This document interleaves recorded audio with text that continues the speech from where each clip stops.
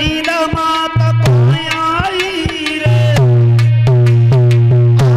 पैर लटकिया मैया को,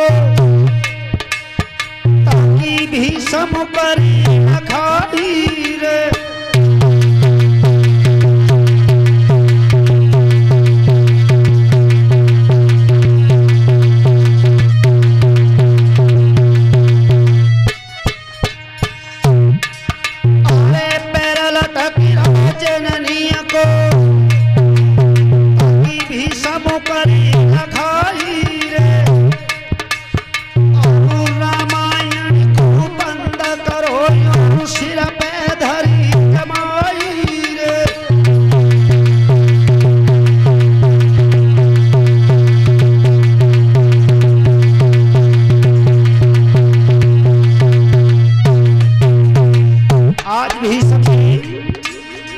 रामायण को जब बंद किया और रामायण को बंद करने के बाद जिसमें सिर पर रखा, उसके बाद रामायण को बंद करो,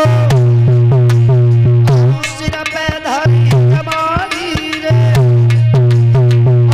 ताके यूं पर पैरा धरो, ले गए धर उठाई रे।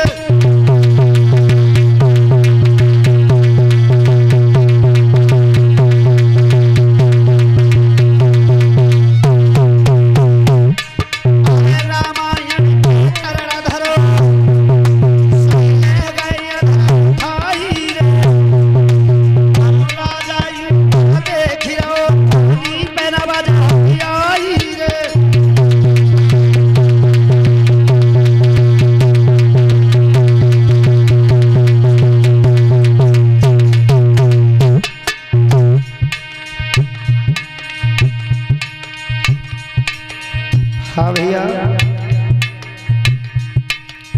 100 रुपए का पुरस्कार हमारे समस्त साथियों को दे रहे हैं और 100 रुपए का पुरस्कार हमें दे रहे हैं।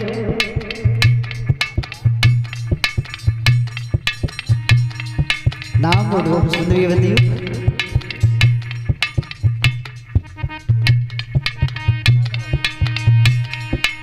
और ये 100 रुपए का पुरस्कार हमारे समस्त साथियों को दे रहे हैं और 100 रुपए का पुरस्कार हमें दे रहे हैं। ये सम्मानी विनोद चाचा जी की तरफ से ये पुरस्कार आया है।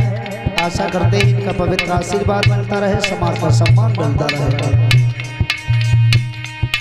प्यार रखना, विचित्र वीर उस कर्म को ऊपर से देख रहे। विचार किया है कि मेरे ब्रह्मचारी भाई ने मेरे मैया के शरीर से अपने शरीर को स्पर्श तक नहीं किया और ऐसे ब्रह्मचारी भाई को मैंने कलंकित कर दिया। उसके बाद राजा यूं देख ही रहो, पहनावा आई रे, हाथा झरो छूटी गो, लगो धरनी पे आई रे।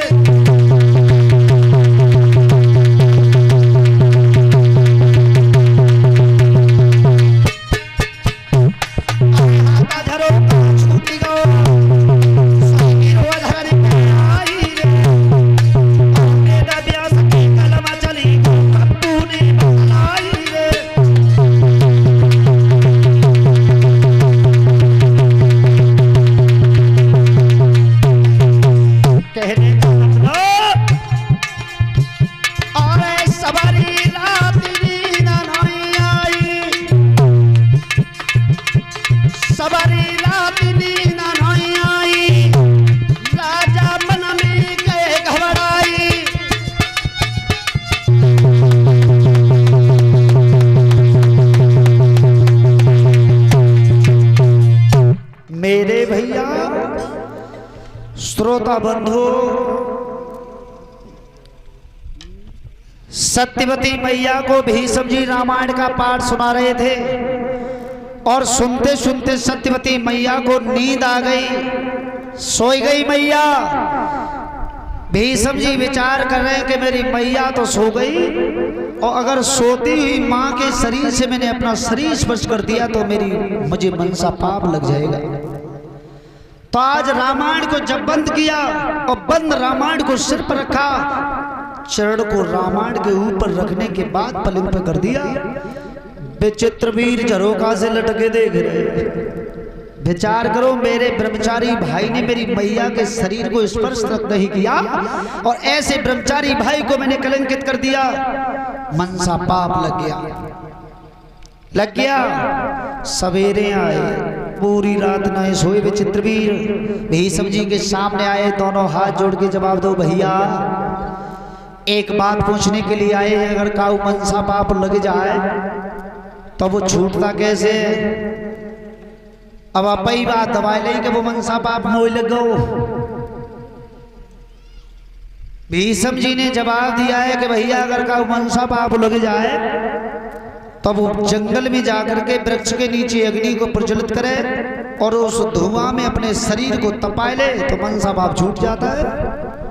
विचित्र वीर ने वही किया, जिससे क्षय का रोग हो गया, जिसे टीबी कहते हैं। खत्म हो गए विचित्र वीर, मर गए। ध्यान रखना श्रोता बंधु, ये वंश यहां आकर के विराम हो गया था। अंबिका और अंबालिका का वंश यहां विराम हो गया था। तो आपने देखा होगा कि जब परिवार में वंश की हानि की जब